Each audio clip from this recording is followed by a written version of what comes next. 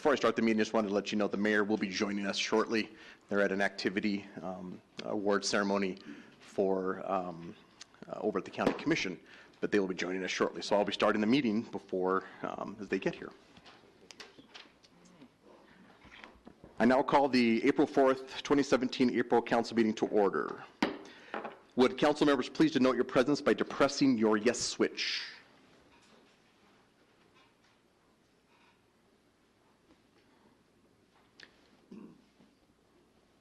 Bill, do I need to go over and press mine? Yes, you probably should. Okay. Or we can note your presence here tonight. That's fine. We're good. All right, good. Let the record reflect Ray Pacheco is present along with Councilman Amanda Huckabee, Charlie Powell, Bob Hopkins, Jesse Morgan, and Sean Johnson.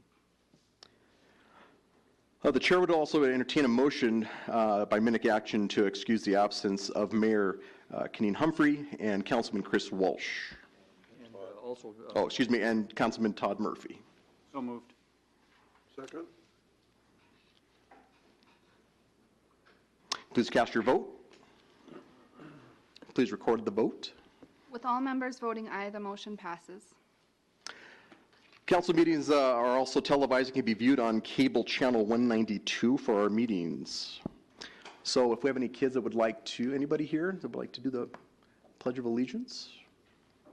If not, let's why you stand and we'll do the Pledge of Allegiance.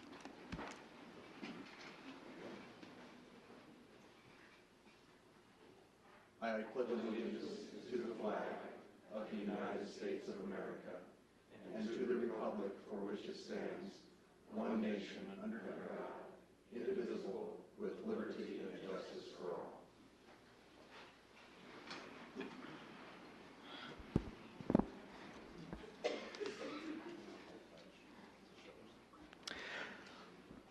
The chair would entertain a motion to approve by minute action the minutes of March 21st, 2017, regular council meeting as published in the Casper Star Tribune on March 26, 2017.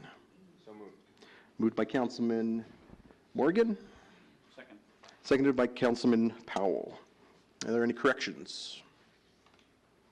Please cast your vote. Please record the vote. With all members voting aye, the motion passes.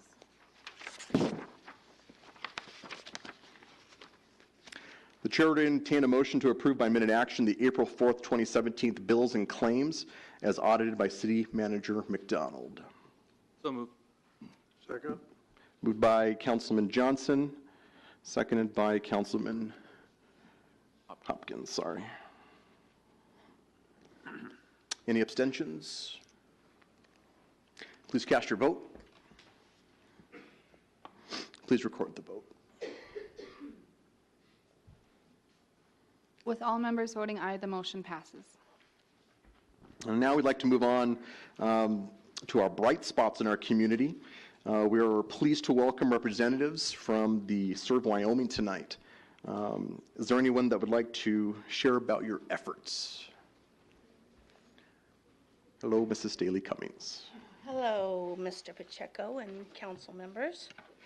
I am proud today to come and talk with you about the Mayor and County Day of Recognition for National Service. Every day in counties across America, National Service volunteers are tackling tough problems and strengthening communities. Today, mayors, commissioners, and tribal leaders across the nation are recognizing the impact of AmeriCorps, Senior Corps, and VISTA volunteers. As a commissioner for Serve Wyoming, I would like to share the impact that we have made along with the AmeriCorps and other national service programs here in Casper and Wyoming. Serve Wyoming is our governor's commission on national and community service. Our mission is to improve lives and strengthen Wyoming communities. Serve Wyoming also serves as a statewide volunteer center known as Volunteer Wyoming. We support nonprofits and emergency preparedness training, as well as oversee and fund Wyoming AmeriCorps programs, making an impact on Casper's children, seniors, veterans, and much more. AmeriCorps members commit to serving up to 1 year for their country, and since 1994, there have been more than 2,800 AmeriCorps members who have served in Wyoming, and they have earned $6 million in college scholarships. So please join me in thanking the Casper City Council for being a champion of national service. Thank you.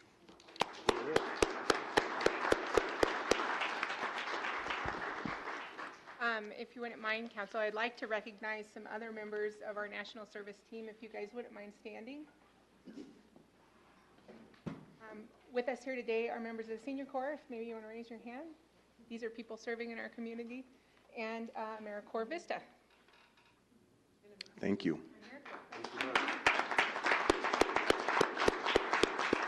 So I have a proclamation I'm going to read, and I'm sorry it's a second stringer reading it to you.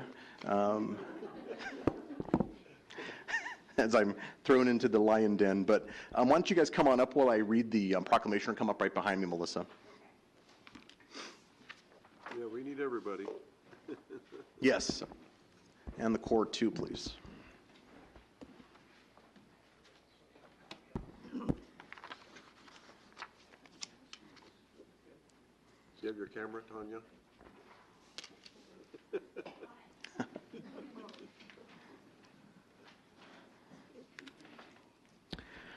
So I'd like to read, whereas AmeriCorps and Senior Corps participation address the most pressing challenges facing our cities and counties, from educating students for the jobs of the 21st century and supporting veterans and military families to providing health services and helping communities recover from natural disasters. And whereas national service expands economic opportunity by creating more sustainable, resilient communities and providing education, career skills, and leadership abilities for those who serve. And whereas AmeriCorps and Senior Corps participants serve in more than 60,000 locations across the country, bolstering the civic, neighborhood, and faith-based organizations that are so valid in our economic and social well-being. And whereas national service participation increased the impact of the organization they serve with, both through their direct service and by recruiting and managing millions of additional volunteers. And whereas national service represents a unique public-private partnership that invests in the community solutions and leverages non-federal resources to strengthen community impact and increase the return on taxpayer dollars. And whereas national service participants demonstrate commitment, dedication, and patriotism by providing an intensive commitment to service, a commitment that remains with them in their future endeavors. And whereas the Corporation for National and Community Service shares a priority with mayors nationwide to engage citizens, improve lives, and strengthen communities, and is joining with the National League of Cities, City of Service, and mayors across the country to recognize the impact of service on the Mayor's Day of Recognition for National Service Day, National Service on April 4th, 2017. And encourage, so that now, therefore, Mayor Keneen Humphrey of City of Casper, Wyoming, hereby declare April 4th National Service Recognition Day.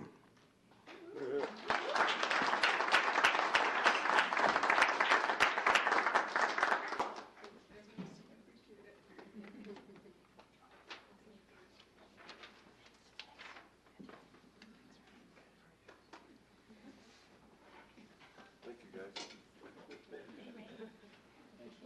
Appreciate your effort. I think we're going to do a picture actually really quick. Yeah, well, yeah, we need to get a picture.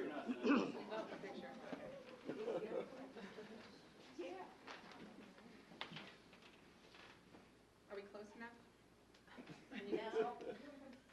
Oh, come on, Yvonne. This is already a tough evening already.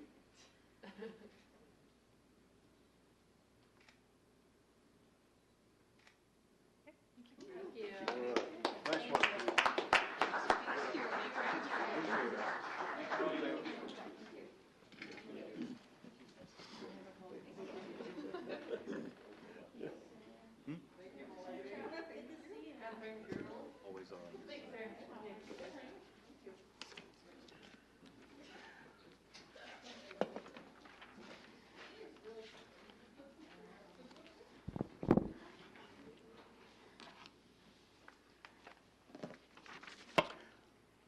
Thank you so much, sir, for all the work you guys do and the volunteer work that's so important. So thank you so much. Appreciate it.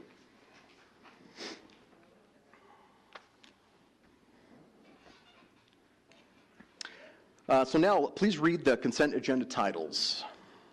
Establish April 18th, 2017 as the public hearing date for consideration of the following 3 items. Approval of an ordinance amendment to the Old Yellowstone District form-based code as it pertains to off-street parking requirements. Approval of an ordinance amendment to the Old Yellowstone District form-based code pertaining to the goals and intent of the Old Yellowstone District and the clarification of prohibited uses, replat, and a zone change for the proposed C-85 addition. The chair would entertain a motion to, by minute action, establish public hearing dates for what was just read. So moved. Moved by Councilman Powell. Second. Seconded by Councilman Morgan. Any abstentions or nay votes?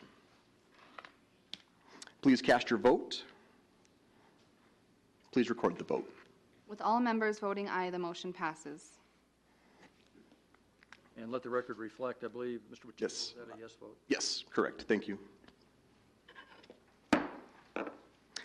I now declare the public hearing open for the consideration of the issuance of a new restaurant liquor license, number 33, to Firehouse Pizza Wood-Fired, located at 395 Newport.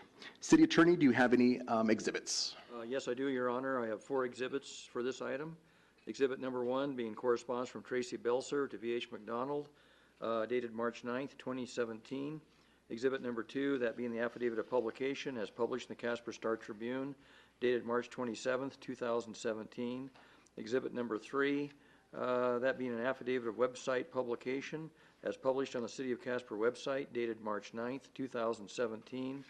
And exhibit number 4, that being the actual liquor license application in this matter, which was filed with the city on January 19th, 2017. Thank you. Acting City Manager Becker, you have any report? Yes, Your Honor, and members of council. The city did receive an application for the new restaurant retail liquor license number 33 from Firehouse Pizza Wood-Fired, which will be doing business as Firehouse Pizza Wood-Fired. This particular establishment is located across the parking lot from the Kohl's department store in the strip center that houses Supercuts as well as Subway. Upon approval, this license would go into effect tomorrow and would be active through the liquor license period. As indicated, all public notification was correct in how it was proceeded with the advertising, and that concludes the city manager's report. Thank you so much. At this time, I would ask those individuals who wish to speak in favor of the issuance of the restaurant liquor license number 33, please approach the lectern. Anybody want to speak in favor? Okay, at this time, I would ask those individuals who wish to speak in opposition to the issuance of restaurant liquor license number 33, please approach the lectern.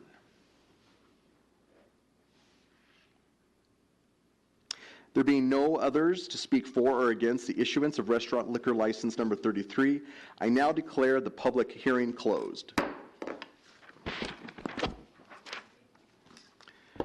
The chair would entertain a motion to, by minute action, authorize the issuance of restaurant liquor license number 33. So moved. Moved by Councilman Johnson. Second. Second by Councilman Morgan. Discussion. Amendments? Okay, please cast your vote. Let the record show I vote aye. Thank you.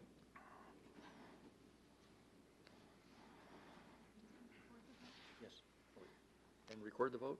And, I'm sorry, please record the vote. With all members voting aye, the motion passes.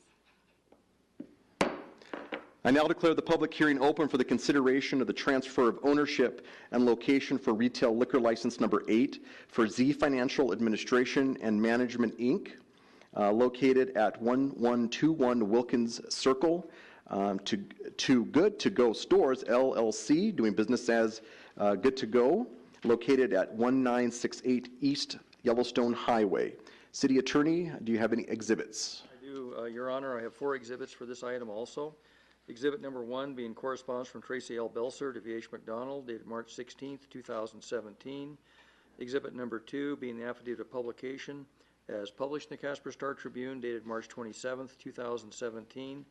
Exhibit number 3, that document being the affidavit of website publication as published on the City of Casper website dated March 13th, 2017. And exhibit number 4, that being the actual liquor license application filed with the city on January 19th, 2017.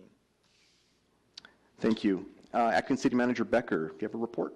Your Honor, members of council, the city did receive the application for the transfer ownership of the retail liquor license number 8 from Z Financial Administration, which is initially located at 1121 Wilkins Circle, which most of us remember as the Sidelines Bar. That transfer was to the Good to Go stores, which are located at what we also think of as the Exxon station at the corner of 1968 East Yellowstone and Beverly. So that would be the northwest corner. So that would be the location of the transfer of ownership. If approved, the new owners will begin remodeling this as a packaged liquor store at that site on Yellowstone Highway, and the tentative open date is planned for July of 2017. The Z Financial Administration had parked this license, as most of you remember, in November of 2014. There was a subsequent extension granted, and that extended their non-operational status to November 4th of this year. So with the approval of this transfer of ownership and location, that would no longer be necessary as far as they would have met the operational status and extension. All the publications were done in accordance with state statute, and that concludes the city manager's report. Thank you. So at this time, I'd ask those individuals who wish to speak in favor of the transfer of ownership and location of retail liquor license number 8 to please approach the lectern. Good evening. Good evening. My name is Jeff Cooper. I represent Good to Go Stores. I'm from the corporate office, and I oversee the licensing and registration and also buying for this category as well. Also with me is Jeremy Christensen, who's of our operations at the office, and we have our 2 store managers here. And so about Good to Go Stores, we operate 48 convenience stores throughout 7 different states. We have 28 liquor licenses throughout those stores, and 6 of which are in Wyoming. So we're familiar with the laws and regulations that are established there, and we hold our employees accountable for maintaining those regulations there. Great, thank you. Have any questions? Oh, I do have a couple questions for you. Sorry about that. Thank you, Vice Mayor. Where's your home base? I'm curious. I haven't seen this. Yes, we're based out of Idaho Falls, Idaho. Okay, so you're coming eastward then. Yep. Questions, comments? Thank you so much. Appreciate it. Thank you. At this time, I would ask those individuals who wish to speak, well, actually, let's see if there's any more anybody who wants to speak in favor first. Okay. Oh, come on up here, Mr. Steensland. Dennis Steensland, 533 South Washington. I was just curious if there's any restrictions on any of these licenses? Attorney? No, not on this particular transfer. No. Thank you. Thanks, Mr. Steensland. So at this time, I would ask those individuals who wish to speak in opposition to the transfer of ownership and location for retail liquor license number 8 to please approach the lectern. Anyone in opposition?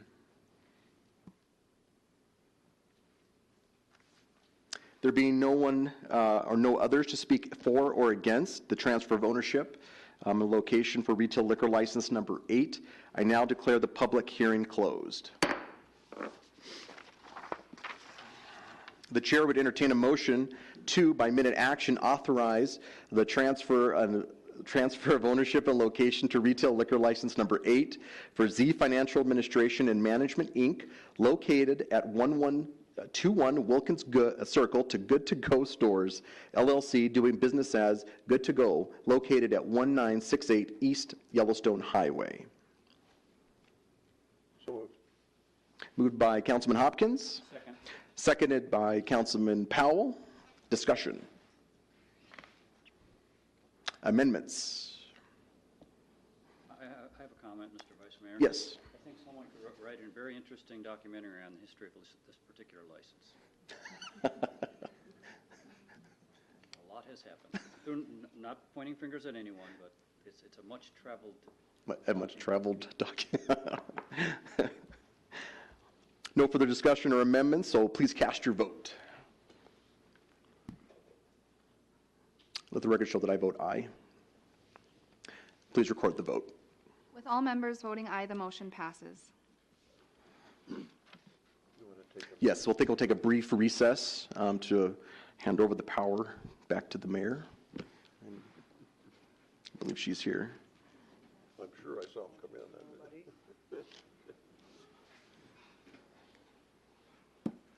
Thank you, guys.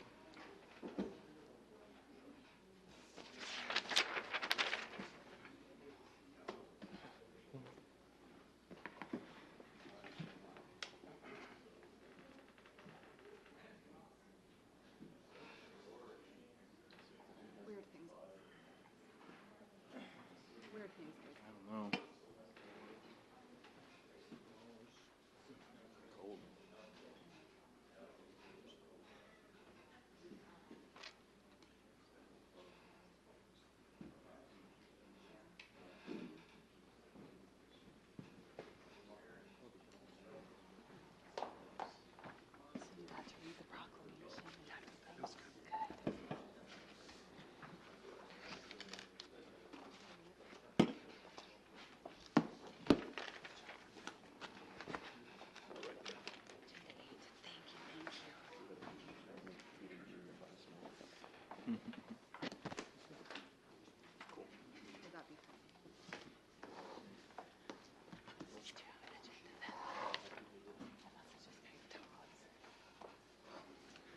So you're good. Oh, I got one. I just want to make sure you still have one too.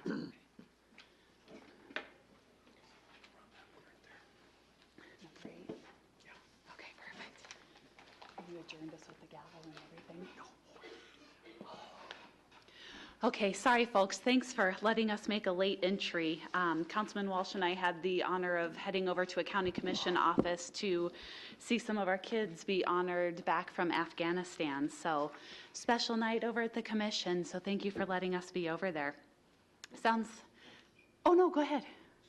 I apologize. I was just going to say, let the record reflect that Mayor Keneen Humphrey and Councilman Chris Walsh have rejoined the meeting at about 6:31. Perfect, thank you. And we are on number 8, so please read the consent ordinance on third reading by title only. An ordinance amending certain sections of Chapter 15.28 of the Casper Municipal Code and adopting the 2017 edition of the National Electrical Code. The chair would entertain a motion to approve on third reading the consent ordinance just read. So moved. Second. Moved by Councilman Morgan, seconded by Councilman Johnson. Please cast your vote. And please record the vote. With all members voting aye, the motion passes.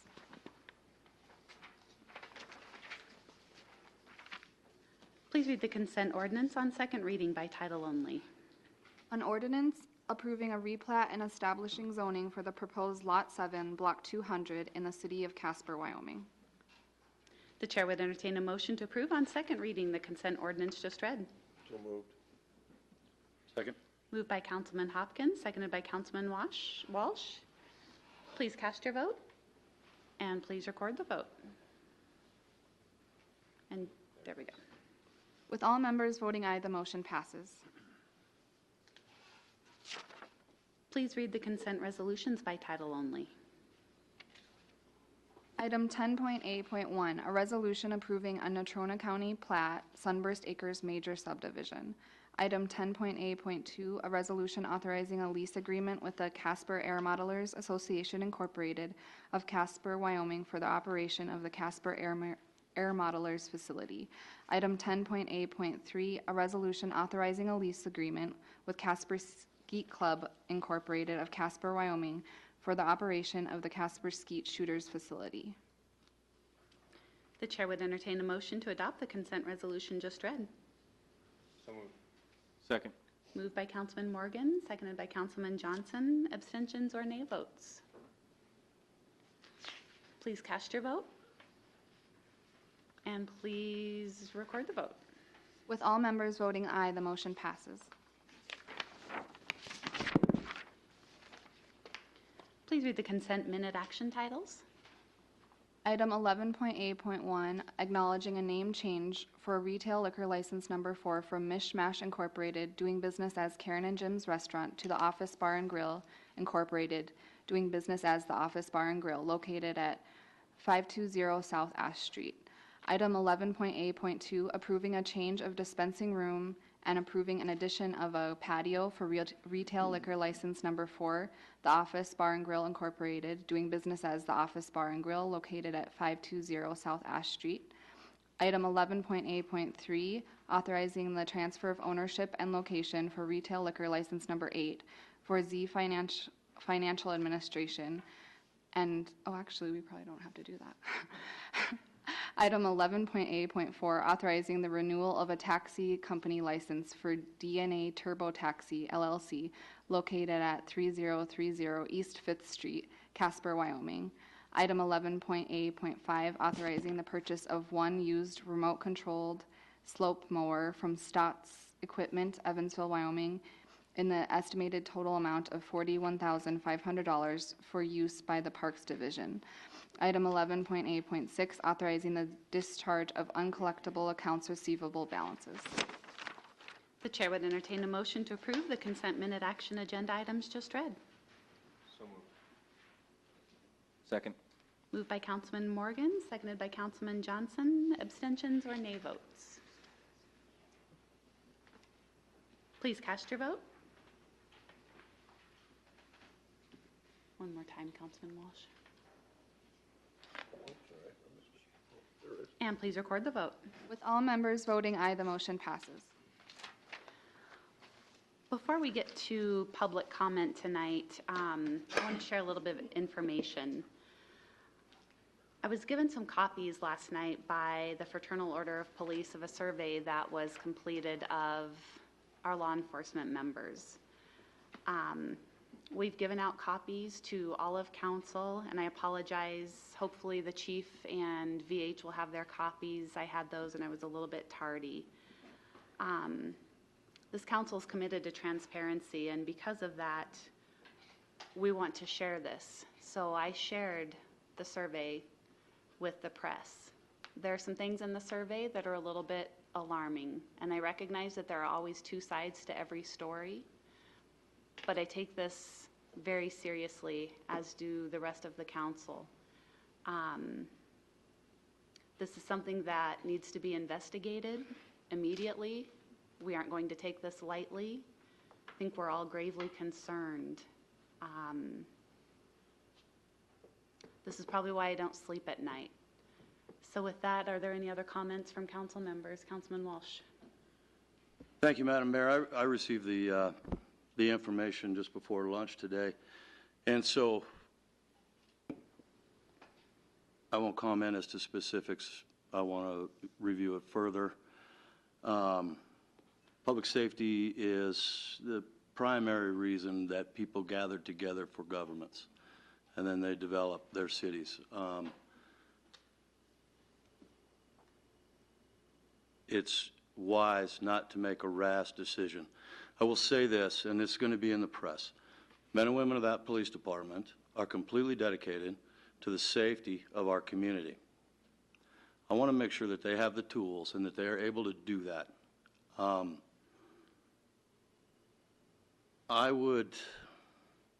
We will have to have some serious consideration on this, on what our next course of action will be, and that does not include just what was mentioned in that information about the police department, but I also believe overall city government management. And I would like to do that sooner than later. I don't have a proposed date to give you, Madam Mayor, but I don't think that this should wait even 7 days. but it's only fair. I know that I received it just before lunch, and I know that several of my fellow councilmen received it as they came in. And everybody has to have an opportunity to be able to review this information thoroughly.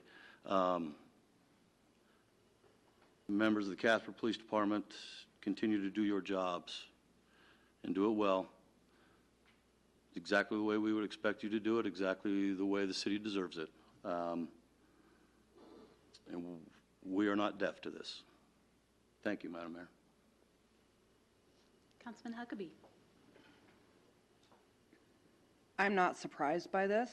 I'm not surprised by the information that is included in this report. I have two passages that I would like to read. One is workload is well over a limit that can be handled by an individual officer. Oftentimes, cases that are more interesting to command are assigned and override any other cases, causing serious issues. Therefore, the investigating officer gets the heat from citizens and prosecutors that the officer doesn't deserve. Supervisors don't do well controlling the immediate overriding cases from command staff. Second passage. When I see the term your administration, I'm assuming the question refers to the chief. He has unrealistic expectations and needs an abbreviation for everything. This isn't the Marine Corps, this is a small town in Wyoming police department.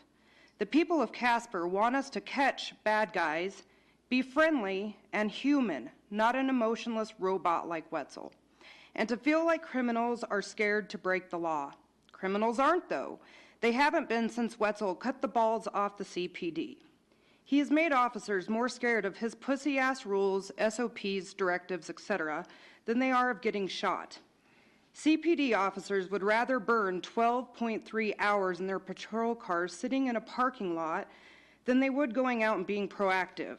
If you're proactive, you have a chance of actually fighting crime and then getting fucked by Wetzel's discipline matrix. I don't know if we have a beat for the public TV. It's all right. Like I said, this is no shock to me, and I think this group of women right here, it's no shock to them either. And I would hope that every police officer that had the courage to come forward in this report would immediately contact each and every city council member if they have any feelings of retribution, threat, or even a suspicion that they are going to be acted against in any manner, because it won't be tolerated.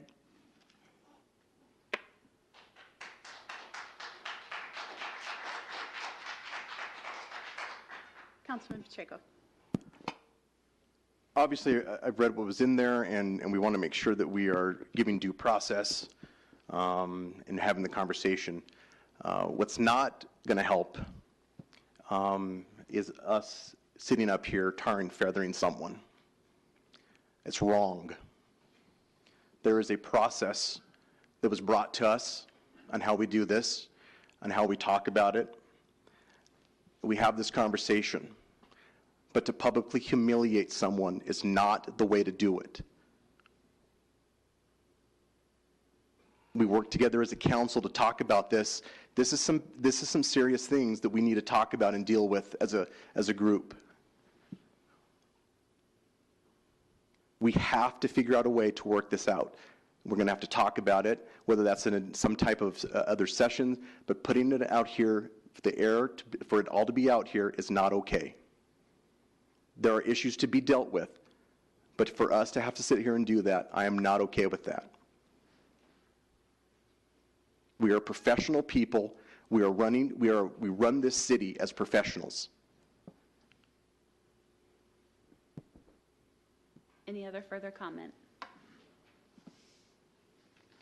So I want to assure the public that we have excellent officers out on the street, but that we have information that we're going to take very serious.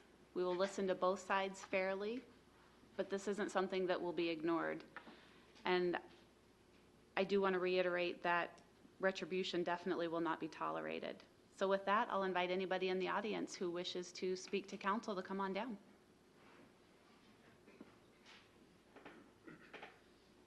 Good evening.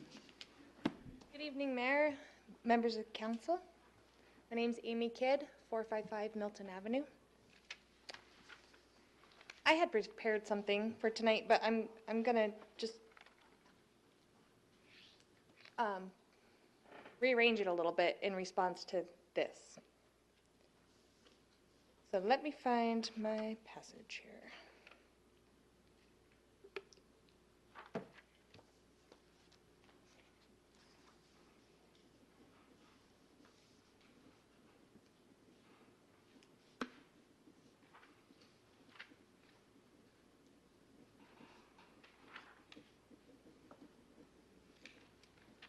You know what? I'm just going to start at the beginning. But first, I want to thank members of council for bringing this to light. And I want to thank this group of women standing behind me tonight who continues to support me in my efforts. I'm not speaking for myself tonight. I'm speaking for a very large group of women in Casper, Wyoming.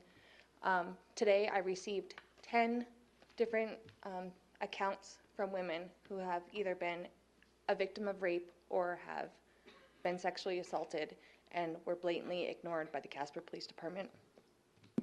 In January of 2016, I was raped.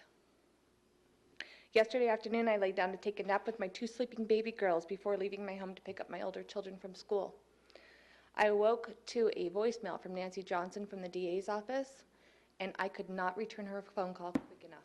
I was so excited because I had anticipated news that my rapist would be charged with rape. However, I was informed that he would not be charged with any crime whatsoever.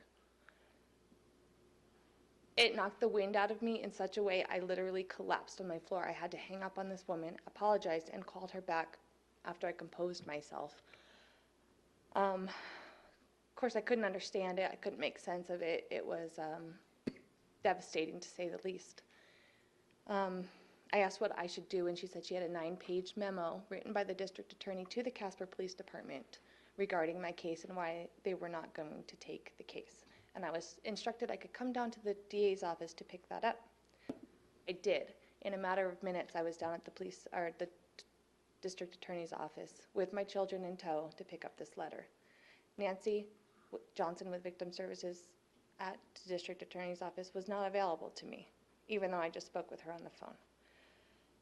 I got in my car and I read the letter, and I was blown away by what I read. It was basically his account's and version of the story, which of course was in direct opposition to mine.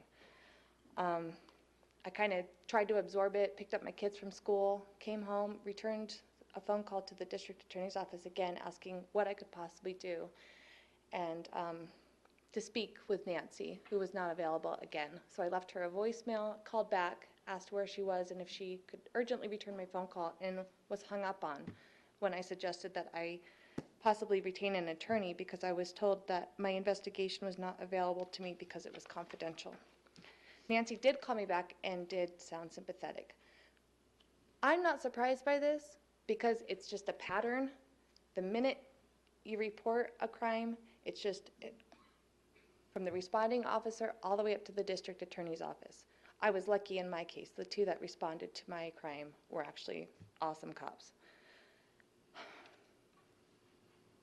Trying to absorb what the DA's office would not be pressing charges and feeling distraught and absolutely devastated apparently wasn't enough. Standing in my kitchen crying with supportive friends, I received a phone call from Tom Morton at K2 Radio. The DA's office ensured he was given the 9-page memo almost immediately after I received it. To add further insult to injury, he rushed down to the DA's office to pick that up, this callous and absurd memo, and questioned me about it in such a manner that I felt like I was being attacked, and it seemed he had no interest in my reaction to it or how I went over the memo page by page over the phone with him to contradict the despicable things written in it because he had no interest in what I had to say as a rebuttal to the argument made. If this is common practice on how rape victims are treated when they are received devastating news that no charges will be filed, I am appalled and I am mortified. However, I am thankful that it happened to me, so I am able to help ensure that it will not happen to someone else. I was not even allotted a day to try and absorb what was the biggest blow to me since learning I was raped. Immediately, the press threw their story, which publicly called me a liar, onto social media in order to re-victimize and re-traumatize me. So in addition to being raped, pregnant, losing work, caring for an infant alone, and told there would be no charges filed, now I was being tried in the court of public opinion, with the article that showcased my rapist version of the events on social media to embarrass me and my children in a vicious witch hunt. This was all an elaborate plan to make an example out of me. You see, I should have been a good little victim and kept my mouth shut and accepted their efforts to help me with child support or food stamp applications and not brought to light the serious problem that we faced in Casper with the police department, with their blatant regard for sexual assault. I am the example that if you report a rape to the Casper Police Department and dare question them as to why it takes a year to complete an investigation or 11 months to question key witnesses or a rapist, you will never see your day in court. You will be made a public example out of on social media, further discouraging and deterring victims of sexual assault and rape from coming forward. The CPD and DA's office are nothing more than a good old boys club of corruption. I was told multiple times by both my detective and her supervisor, Mike Ogden, that the detectives are short-staffed, overworked, and heavily burdened with enormous caseloads, in addition to being informed sexual assault cases are not a priority. Point of order, Madam Mayor. We're getting the red flashing light. Are you Got it. close? I am just about done. Okay. Was that your point of order? That's it. The CPD is taking advantage of this month, which is Sexual Assault Awareness, to showcase their superficial efforts regarding the response to sexual assault.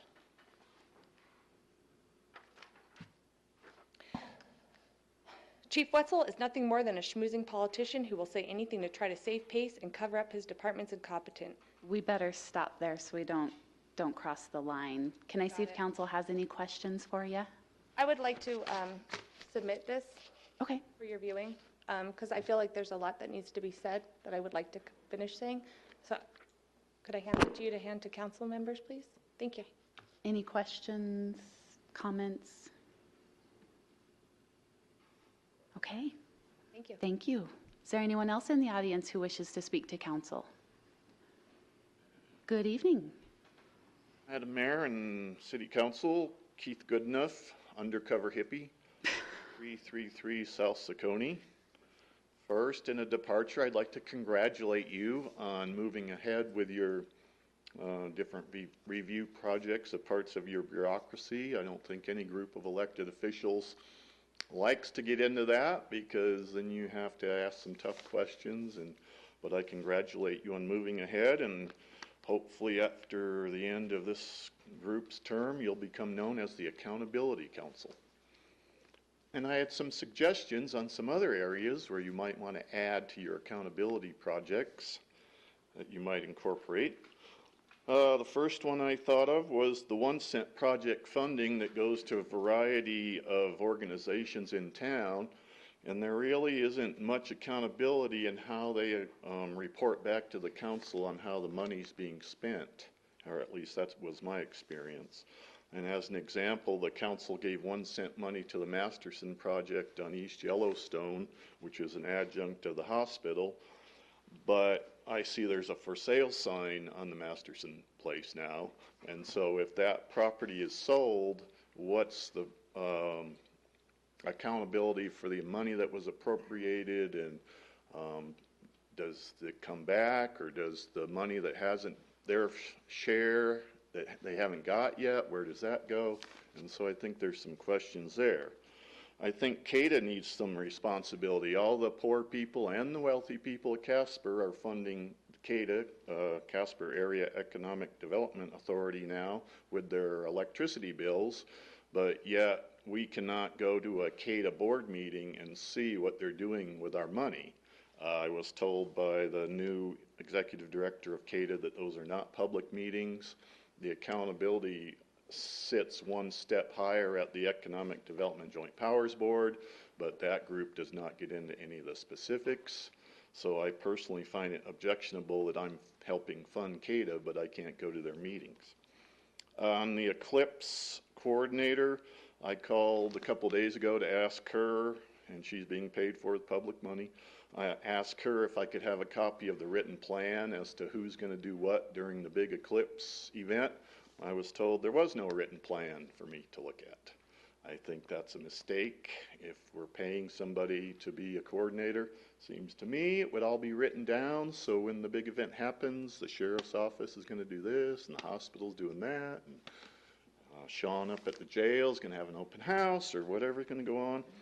So I just think that that's important to have it in writing, otherwise, when something goes wrong, everybody points the finger at somebody else.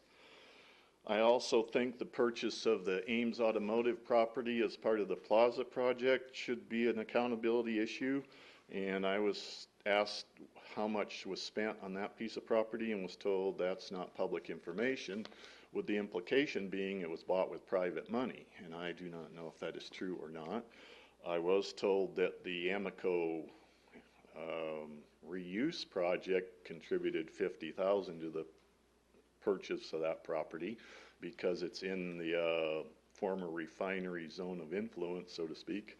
But I personally think since it's part of the public project, we ought to know how much was paid for it. And then last meeting, you talked about the cop car situation a little bit, but the question I have with regard to that in terms of accountability is every police officer has a car now. And there's about 13 of them that sit across the street in the parking lot and have sat there for a long, long time. They don't appear to move. So if every cop has their car and there's 13 extra cars over there, so why do we need 5 more new cars? So I just think in terms of the motor pool and the fleet and replacements, I just think that's an accountability issue. And money is short now. I suspect it's going to get even shorter. You're going to do your budget soon. So I just think it's important that you really bear down. You spent $500,000 for a storage shed at the event center not too long ago, $140,000 for playground equipment. I think it was $160,000 for new cop cars. And yet they have a backlog at the state for rape kits of a year. And it may be you have to shift some money and pay a private lab to do the rape kits. And that would, to me, would be a better use of public money than some of these other projects that potentially could wait.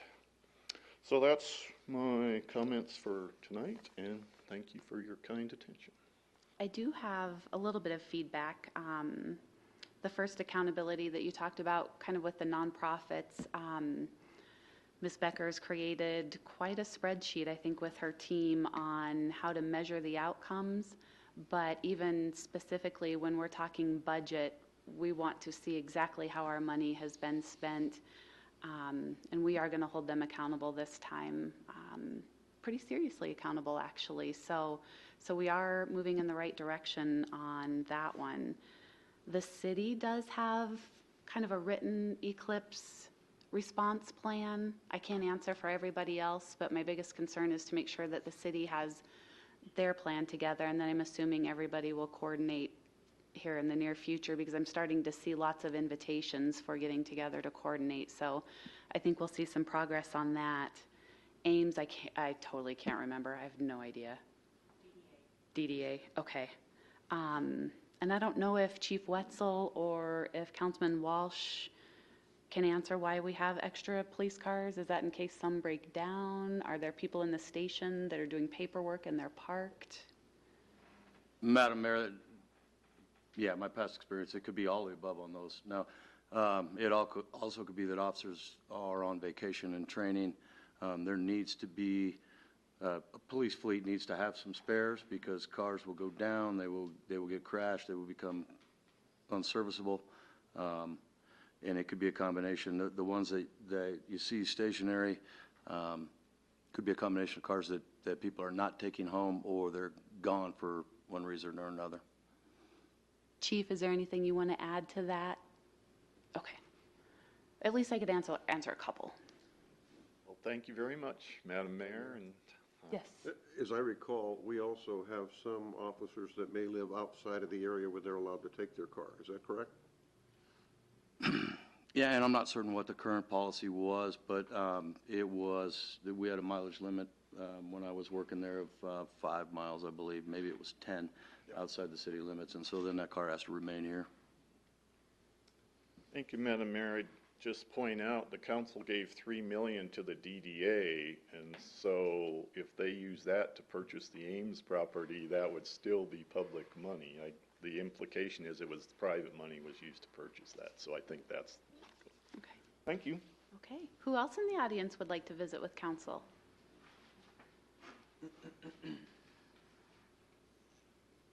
Good evening. Good evening, Council. How are you?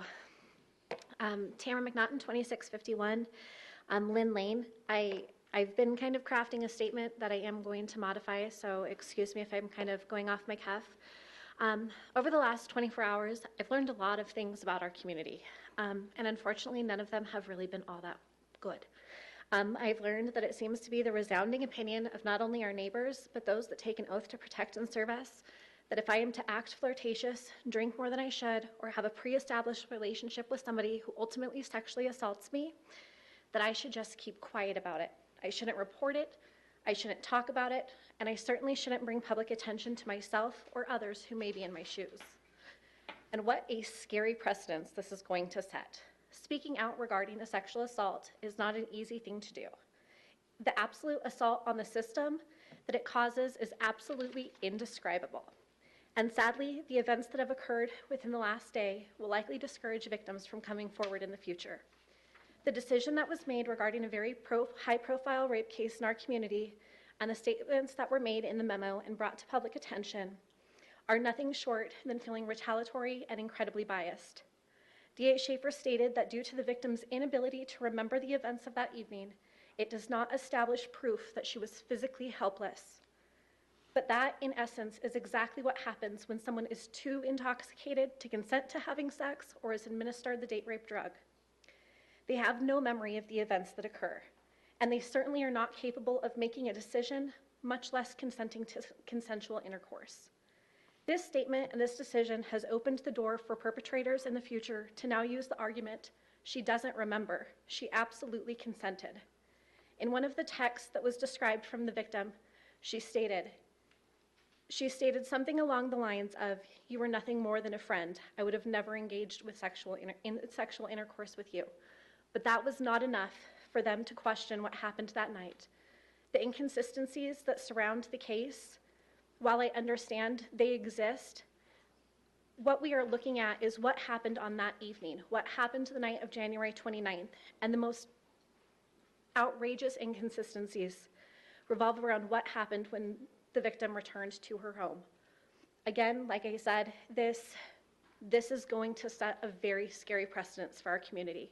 Victims aren't going to come forward. It has been astronomically hard for me to come forward. It has been astronomically hard for all of these other women to come forward.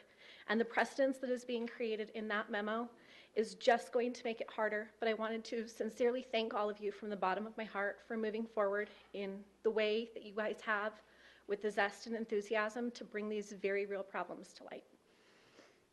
Questions or comments? Go ahead. I would just like to remind victims that a lack of evidence is not a presumption of innocence. They are not the same thing. And because of the group of women that have come forward, it has greatly impacted the city in a positive way. And we hear you, we're addressing it, and I can't applaud your courage enough. I know there are some people that don't want to hear you and that can turn their head and they can be apathetic to this, but I cannot.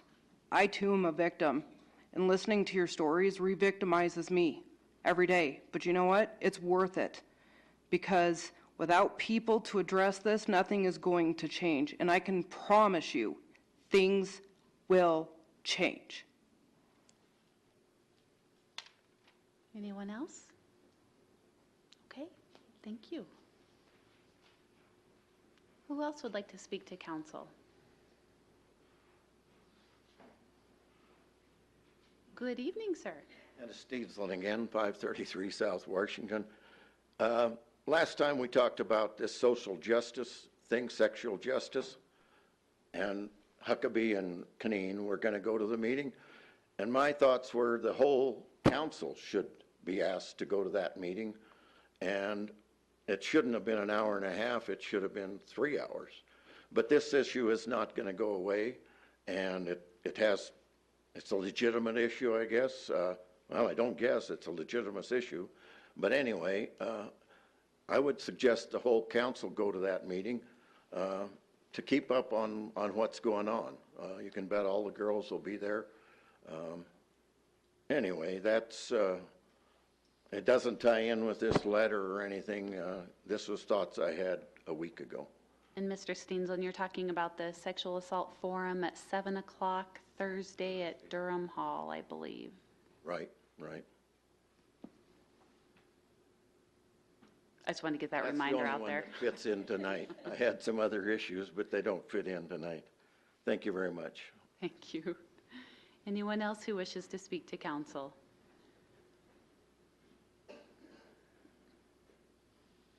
Good evening, sir. Mayor. Real quickly, it was an honor, Chris and Kane, to be next door at the commission meeting tonight. That was a class act pulled off of those gentlemen, and welcoming everybody back. And your son, I had the privilege of shaking his hand. I didn't put two and two together on yours. You know, I'm going to have a tough time here, and I hope you bear with me for a little bit, Kane. And this is a very emotional issue for me, and Ray's kind of got a heads up on it, but. And several of the others of you do too.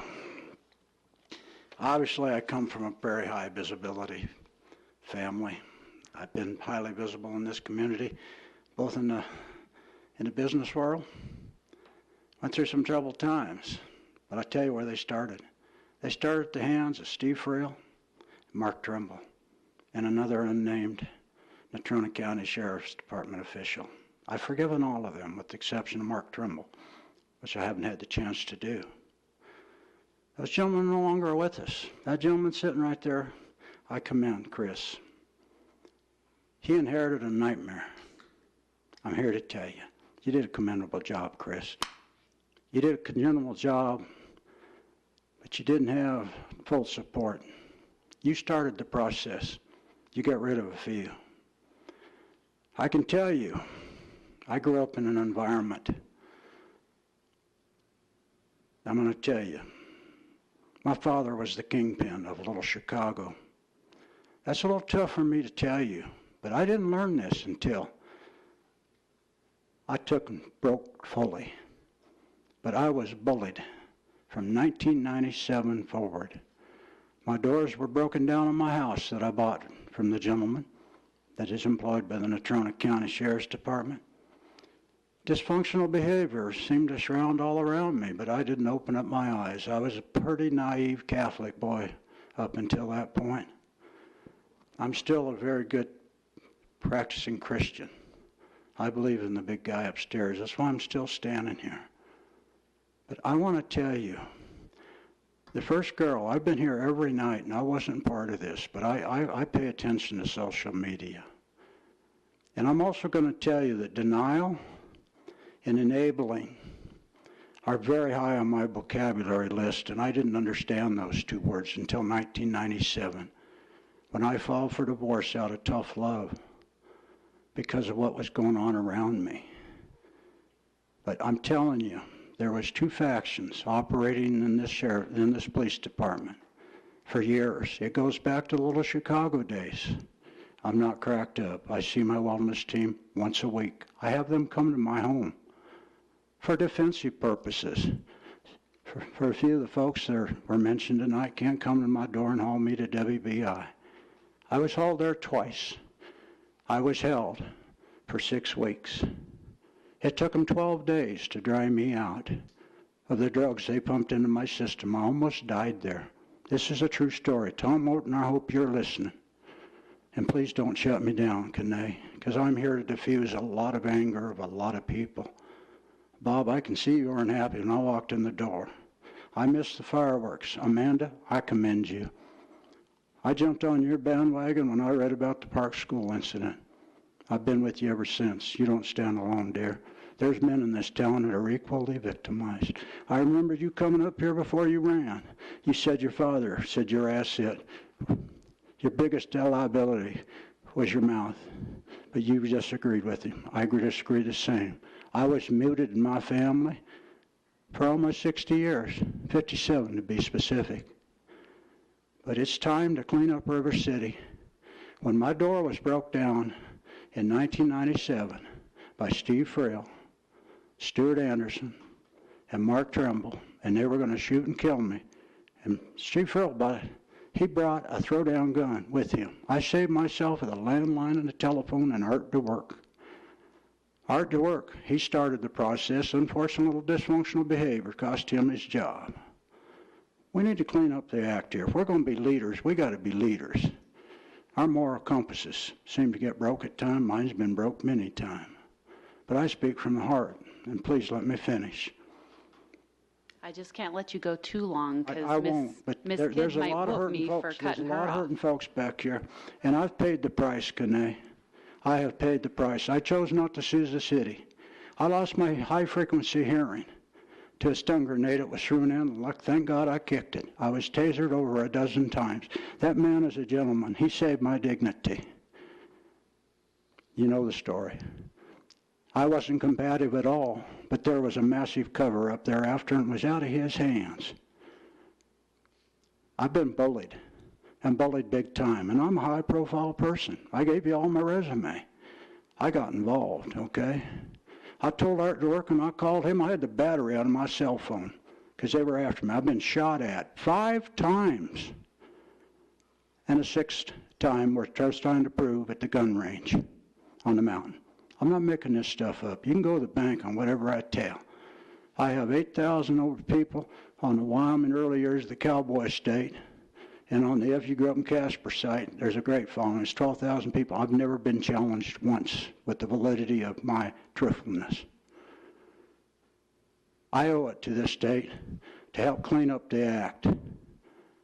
I made a commitment to Art to work. I was coming back home to clean this mess up. It was a one-man show. I took a job, my cover, and by the way, if anything would have happened to me, it would have been a federal offense. Chris, you can go to the bank with that one. I couldn't get help here. Who are you going to call? The Ghostbusters or Casper the Friendly Ghost? It's called betrayal trauma.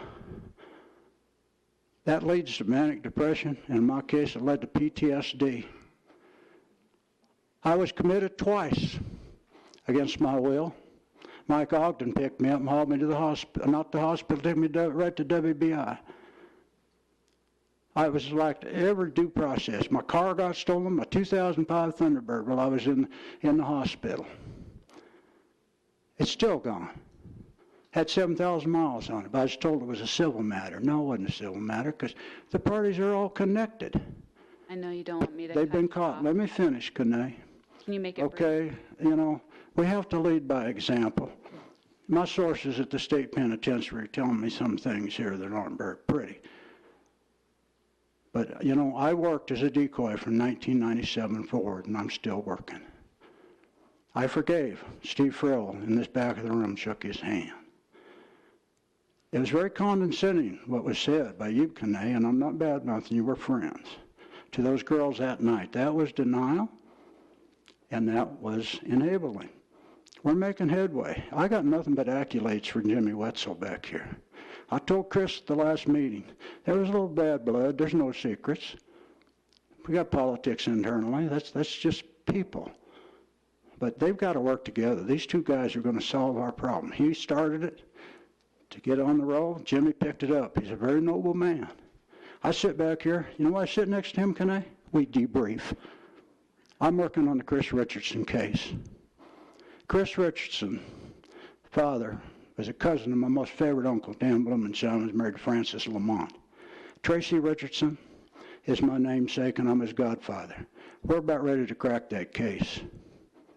I solved the Mark Ledbetter case. By the way, I know the players in the cover-up of that very well.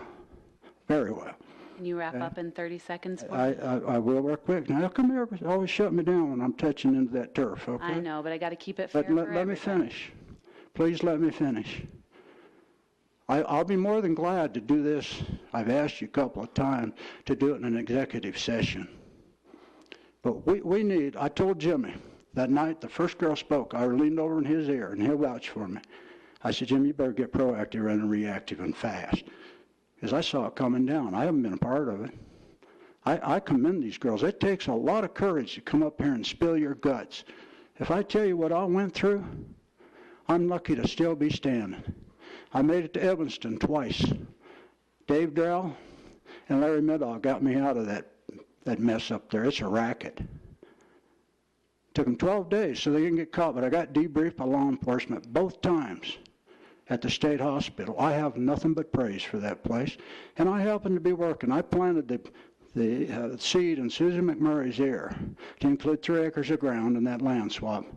And I'm very proactive with Central Wyoming Counseling Center. We're going to have an in-bed facility up there for mental, or I hate the word mental, but for depressive illnesses.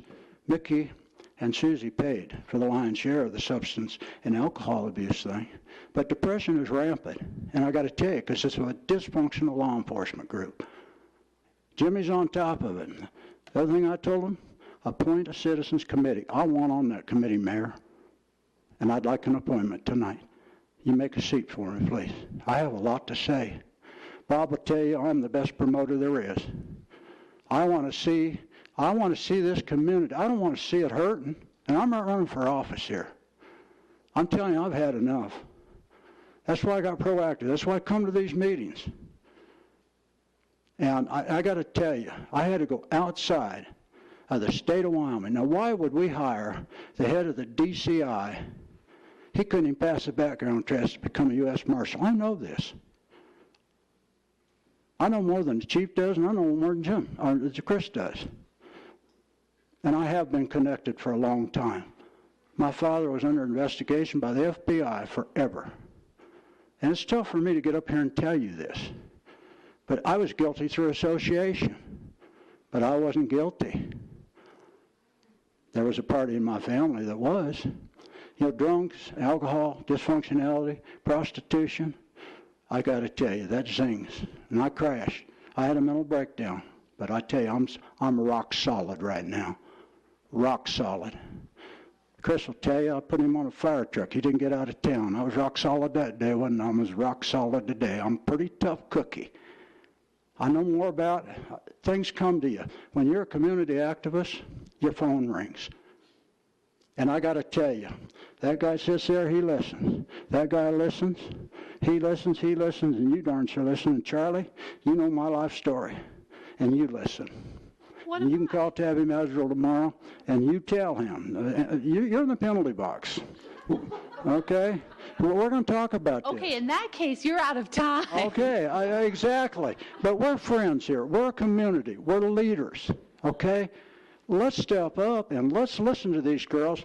And I'm here to tell you, the firing of Jimmy Wetzel is the wrong thing to do, if that's even on the block. Now, I missed it. I stepped on a mountain like a recluse.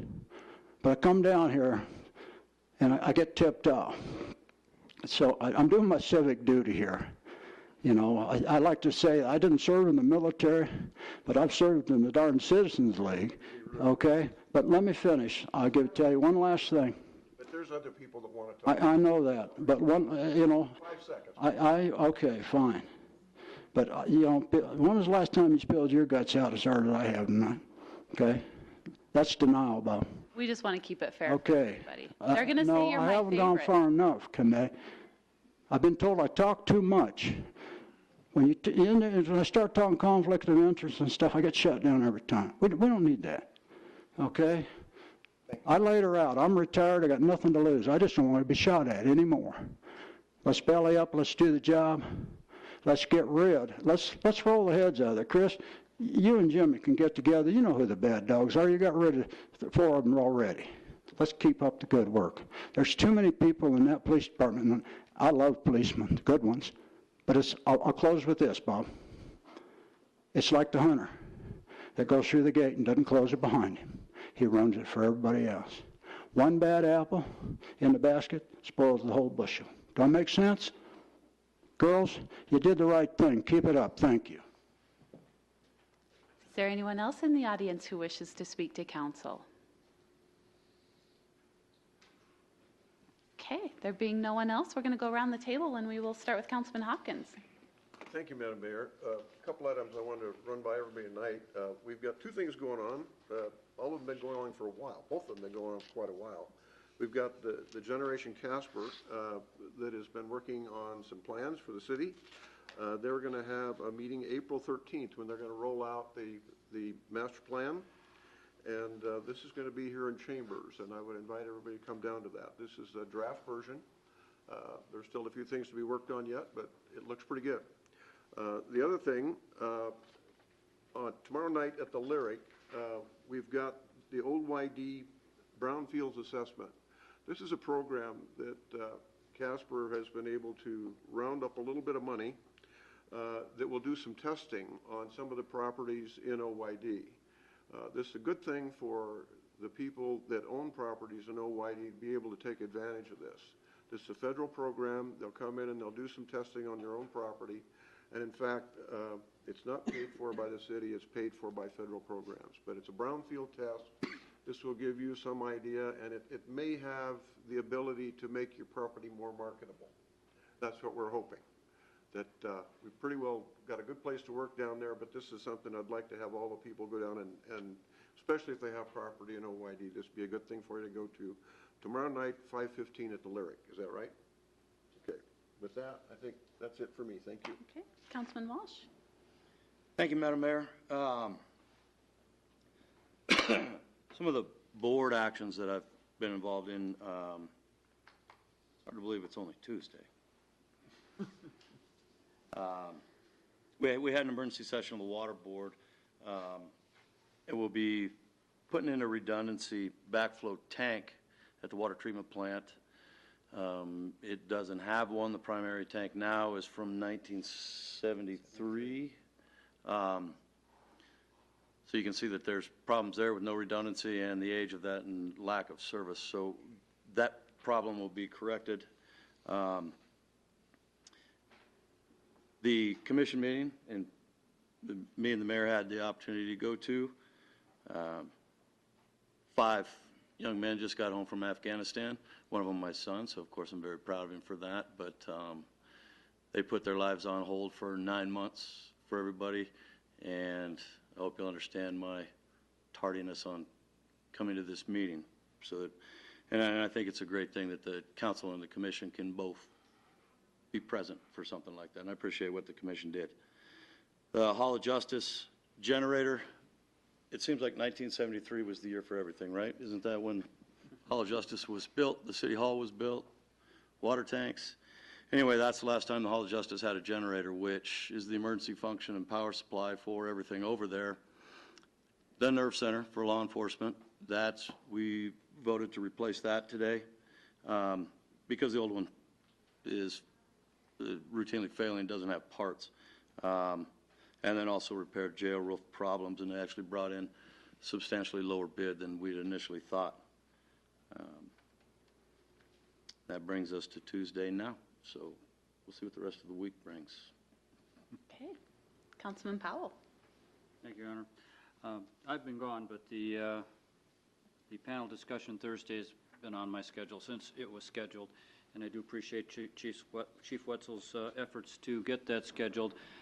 Some have questioned, I'm sure, why has this taken so long? And in the chief's defense, there was one moderator that everyone recommended, and the chief worked with that person repeatedly trying to schedule this, and there was on again, off again sort of scheduling, and finally we had to decide to go another direction, but that's why this has taken so long.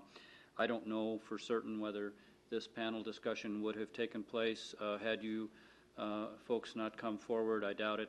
And so you have certainly accomplished a great deal just by having that, and I encourage people to come. It's at Wheeler Hall, is that correct? Durham Hall. Durham Hall. I hope it's too small. Councilman I'll be there. Councilman Huckabee. Chamber of Commerce is gearing up to go into their strategic planning session and moving forward with the results of that and how that'll dictate the coming years. And Leisure Services will be meeting, I believe, in 2 weeks. be headed to that. Guess I just have a point that I would like to counter back to Vice Mayor Ray. I wasn't elected because of my stellar professionality or my abundance of people-pleasing skills. I was elected because I get things done and because I'm honest. That's what I came here to do, and that's what's happening. Councilman Johnson. Nothing tonight. Councilman Morgan. Thank you, Madam Mayor. Last fall, I attended the Wyoming Governor's Council on Impaired Driving. It was a great presentation, but at the time there was only one other elected official. So I kind of worked together with the PMO and also, which is the Policymakers Forum, and also the Wyoming Governor's Council to try to get more attendance of elected officials and review the statistics of what Natrona County and other counties within Wyoming actually deal with. And it was really shocking to me not having any previous experience with law enforcement on what they deal with and what our community struggles with. So I think that was great. Councilman Walsh was there. There was a member of legislator and county commissioners, the DA. Just really good participation in that. And it's something that we all have to work together, whether it's a Wyoming state statute or an ordinance or really anything from judges to attorneys to put together. So that was really good conversation starter right there. I also attended the Natrona County Prevention Coalition lunch today. That was really good. It's great to see people come together and talk about some of the issues that their specific organization faces. And I'm just going to continue that and also attend this Thursday's forum. So that's all I have. Thank you. Councilman Pacheco. Thank you, ladies, for coming. Appreciate it. And continuing your social activism and coming here. I appreciate that.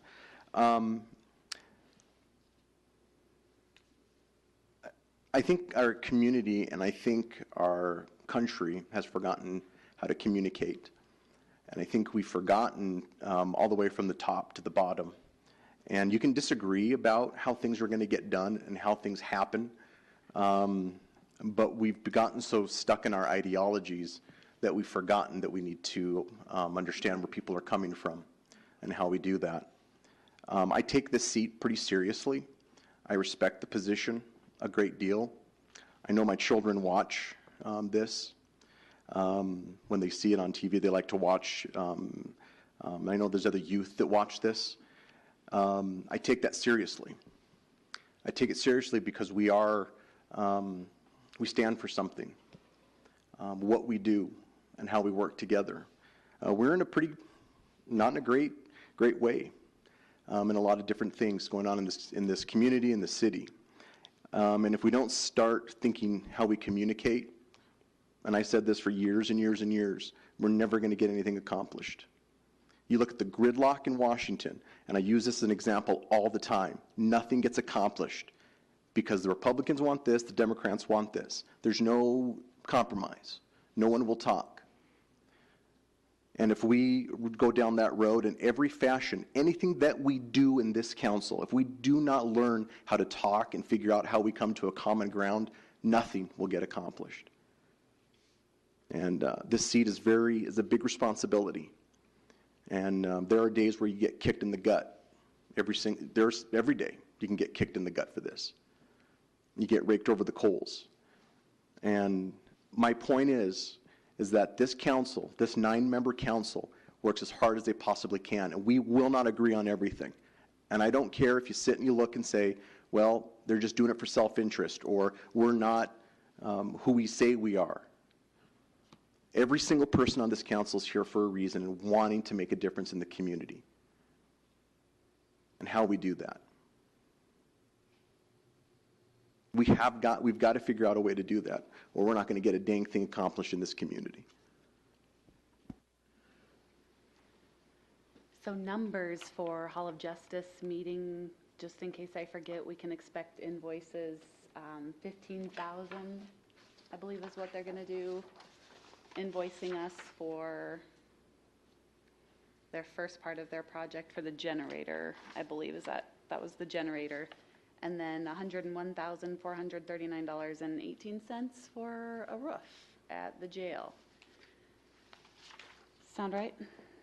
That does sound right. The $15,000 on the generator there's currently $86,000 in a fund that's split 50-50 between the city and the county. Of course, that'll be brought down. The $15,000 will bring us back up to a lower level. We're going to maintain a lower level of funding in that. And they said we should not expect that bill until after our next budget.